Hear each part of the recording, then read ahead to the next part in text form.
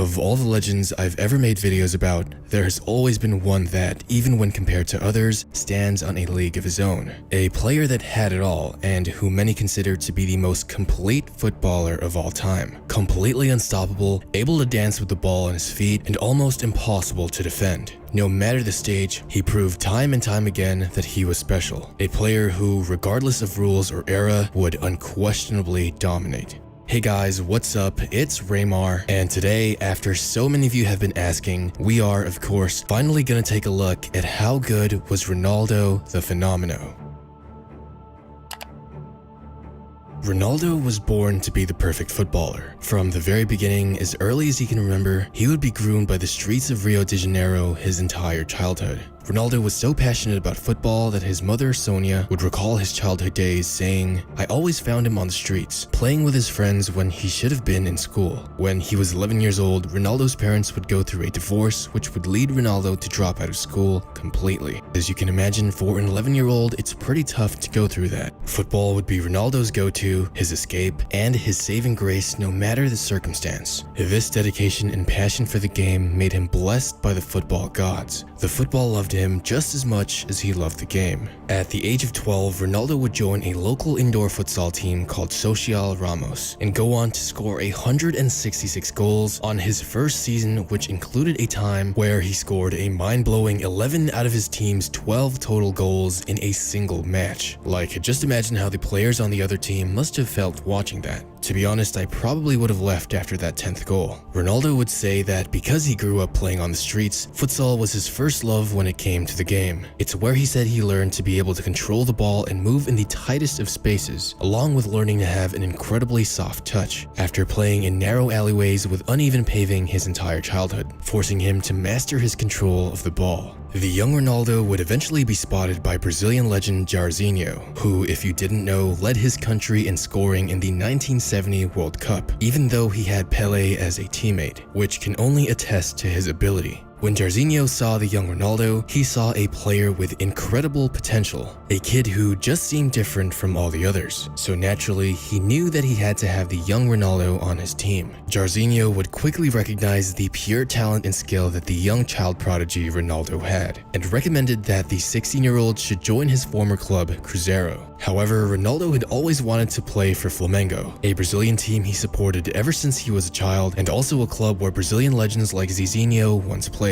However, Flamengo never decided to wait and give Ronaldo a chance. Jairzinho would push Ronaldo to play for Cruzeiro anyways, and speak to the club with a personal recommendation to eventually get him signed. This would finally take us to Ronaldo's senior career. At the incredibly young age of only 16, Ronaldo would make his professional debut for Cruzeiro. I mean, when I was 16, I was still playing Pokemon on my Nintendo DS. Could you just imagine being that young and playing against fully grown men? It would take Ronaldo only a few months to gain national attention, when he would score 5 goals in a single game, shocking even established footballers from his own country. Former Brazilian captain and legend Cafu recalls seeing Ronaldo play for the first time, saying, "He was still a kid. It was in a game where he ended up scoring 5 goals. From that point on, he showed that he was truly a phenomenon." By this point, Flamengo realized just how big of a mistake they made by not giving Ronaldo a chance, because in his 2 seasons for Cruzeiro, Ronaldo would score an amazing 44 goals in 47 games, an incredible goal-scoring ratio of 0.94 goals a game at the age of 16, helping his club, which was by no means a real contender, win the Brazilian Cup.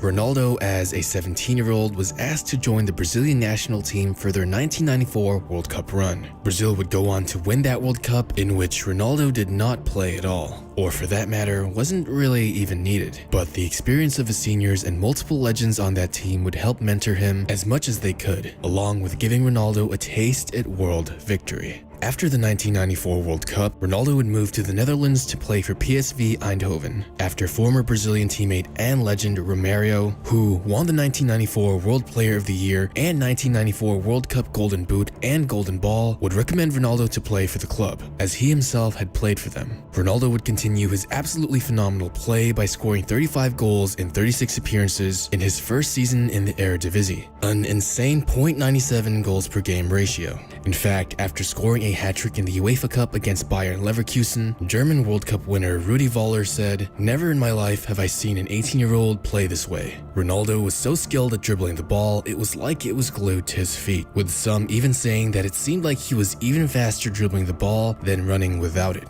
His second season at PSV would see him suffer the first injury of his career, causing him to play nearly 50% less matches than last season. But nevertheless, before he went down, managed to score 19 goals in 21 games, still nearly a goal per game ratio, all at the age of 19. Before he would even turn 21, he broke the world record transfer fee of 19.5 million euros, which back in 1996 was an absolutely insane amount of money. When Barcelona decided to go all out and grab him, he would be worth every single cent and more, as during his first season, Ronaldo scored an insane 47 goals in 49 appearances, winning him the La Liga Top Scorer award and the European Golden Boot. He would also help Barcelona win the UEFA Cup by scoring in the final itself, along with winning the Spanish Super Cup and Copa del Rey, all at 20 years old. Ronaldo was at his physical prime at Barcelona, being insanely fast and strong, along with having the perfect size for a forward to be able to body defenders trying to get rough. And often, many of his goals would include him running around the goalkeeper like he was playing with kids. An Atletico Madrid player, Quinton Fortune, would say, "As a kid, I wanted to be Pelé. I bought all the books, all the videos, and I studied what I could to be like the best. I set off on that path. Then I met Ronaldo. Some players were technical, some were quick, some were strong, some were smart. Ronaldo was all of those, which was absolutely true. Players would even try to foul him, but his quick movement, size, and strength combined with his incredible dribbling brushed defenders off like nothing. Jose Mourinho, back when he worked for FC Barcelona when Ronaldo was playing there, would say, "I have no doubt Ronaldo is the greatest player I have ever seen in my life." And he would later confirm the same thing in an interview back in 2014. Ronaldo's first and only season with Barcelona saw him as the youngest player to ever win the FIFA World Player of the Year award. However, he would only place second in Ballon d'Or voting, losing to Matthias Samar of Borussia Dortmund by a single vote. That's right, by a single vote. By the end of his career, Ronaldo would have had 3 Ballon d'Ors if he had won that one, which he clearly deserved in my opinion. The very next season in 1997, Ronaldo would once again break the world record transfer fee in back-to-back years, being the only player to ever do so. That's just how valuable he was. Inter Milan decided to go all out themselves and pay a 27 million euro fee to get him. While his goal-scoring numbers weren't as high, they were definitely great as he was transitioning into the Serie A, which back then was considered the most heavily defensive league. Despite that, he still managed to score 34 goals in 47 matches, which is still an amazing .72 goals per game ratio. Ronaldo also learned to become a more complete forward, racking up assists and taking and scoring free kicks. In his first season with Inter Milan, he would be rightfully handed the FIFA World Player of the Year award again, as well as finally winning the Ballon d'Or, making him the youngest player to ever win the award at 20 years old. Which, and I can't stress enough, should have been his second Ballon d'Or, as he definitely deserved the one in 1996 as well. In 1998,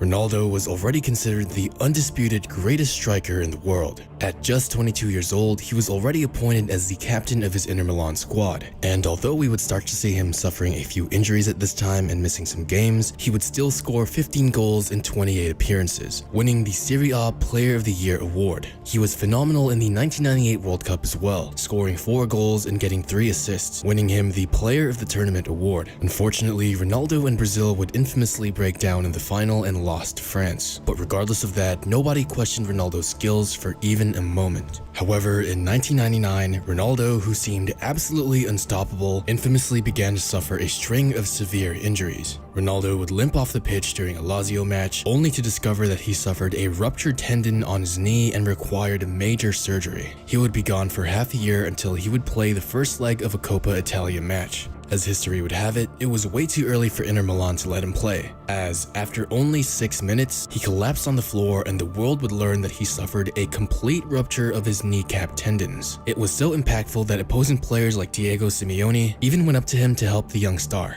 Like I said, Ronaldo was never a player that people hated, so even for opposing players, it was just sad to see. Ronaldo would miss the entirety of the 2000-2001 season and about 80% of the 2001-2002 season. Many people thought that after all the surgeries and irreplaceable damage to his knees, Ronaldo would never be the same, that he would lose his touch, skill, and eye for goal. However, the 2002 World Cup would shock the entire world and forever establish his name as the phenomenon. Prior to the World Cup, Brazil was doing horrendous and to many were lucky to even qualify for the tournament. But with Ronaldo playing, it was a different story. He would lead his country to the 2002 World Cup trophy, scoring in every match except in the quarterfinal against England, ultimately ending with 8 goals and winning the tournament's Golden Boot. His comeback was talked about all over the world and would earn him the 2002 FIFA World Player of the Year award and the 2002 Ballon d'Or, which nobody questioned at all. And I just have to remind you guys again, should have been his 3rd Ballon d'Or. When Ronaldo signed with Real Madrid after the World Cup, his jersey sales would break all records on the very first day. Ronaldo would score in the final season match for Real Madrid, winning them the La Liga title as well as scoring in the Intercontinental Cup and Spanish Super Cup finals. Ronaldo would also famously score a hat-trick against Manchester United in the Champions League quarterfinal, which caused the entirety of Old Trafford to stand and give him a loud applause as he exited the game on the 80th minute. In the Champions League semi-final, he scored a goal and helped Real Madrid win 2-1 over Juventus on the first leg, but received an injury and wouldn't play during their second meeting, much to the demise of Real Madrid, as without him, they were eliminated from the competition.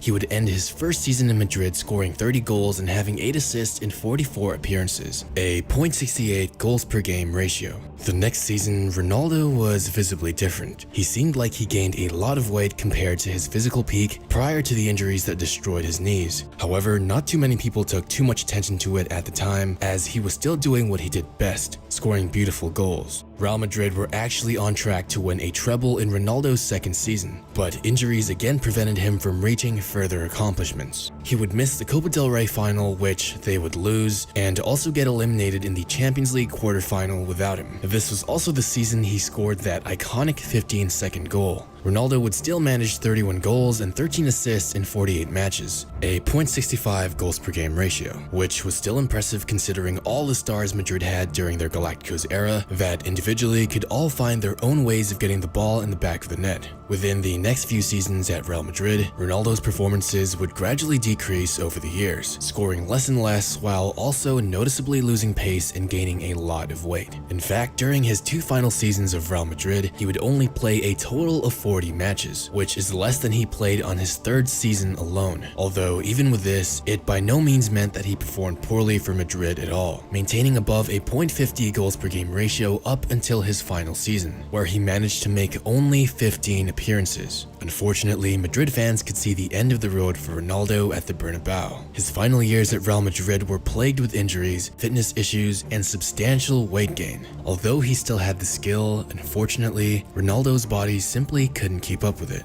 And with this, Ronaldo would depart Real Madrid in 2007 and head back to Italy to play for AC Milan. Despite the clear lack of fitness, Ronaldo still managed to score 7 goals in 14 matches, a testament to his pure skill alone. It's when he was in AC Milan that, on top of all the injuries he received during his career, he was diagnosed with hyperthyroidism. And for anyone who doesn't know, it slows down a person's metabolism extremely, making it very easy to gain weight in a short amount of time and much more difficult for you to lose it. This condition was diagnosed in 2007, but, as many expect, could have been present with Ronaldo ever since 2003, after his World Cup winning year. Ronaldo's second season for AC Milan saw him playing less than 300 minutes, which for anyone who witnessed him in his prime was truly a saddening sight, as during a match he would once again suffer a horrifying knee injury that required him to get wheeled off directly to the hospital, where he wouldn't play football for several months once again.